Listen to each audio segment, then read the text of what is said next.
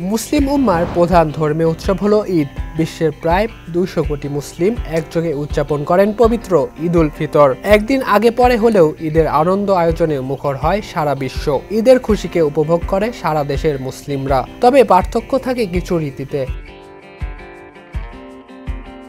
Saudi আরব। বাংলাদেশের মতোই Saudi আরবেও Eid উদযাপন করেন সবাই মিলে। ব্যাপক খাবারের আয়োজন করা হয় বাড়িতে বাড়িতে। ছোটরা সালামি নিতে ব্যস্ত হয়ে পড়ে, আর সম্পদশালীরা গরিব দুঃখীদের মাঝে খাবার বিতরণ করে থাকেন।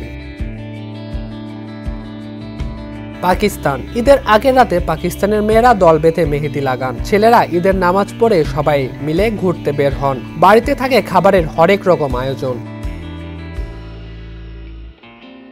ভারতের মুসলমানরাও অনেকটা পাকিস্তানের আদলেই ঈদ উদযাপন করে থাকেন। কোথাও কোথাও আয়োজন করা হয় কাওয়ালি গানের। তবে ভারতে মুসলিমদের সঙ্গে কোথাও কোথাও অন্য সম্প্রদায়ের ছেলেমেয়েরাও আনন্দ করে থাকেন।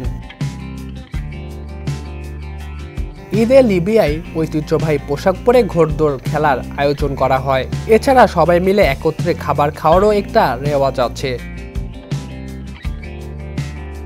রোমানিয়া। ঈদের দিন সবাই ঐতিহ্যবাহী ঈদের পোশাক পরে ঘুরতে বের হয়। করা হয় বিশেষ খাদ্যের আয়োজন।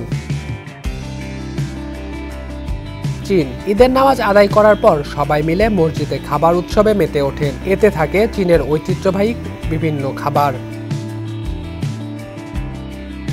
নাইজেরিয়া। ঈদের নামাজের পর দেশটিতে উৎসব আয়োজন করা হয় বড় পরিসরে। এতে রাজার দীর্ঘ আয়ু কামনা করে অস্ত্র হাতে প্রদর্শনীর ব্যবস্থা করা হয়।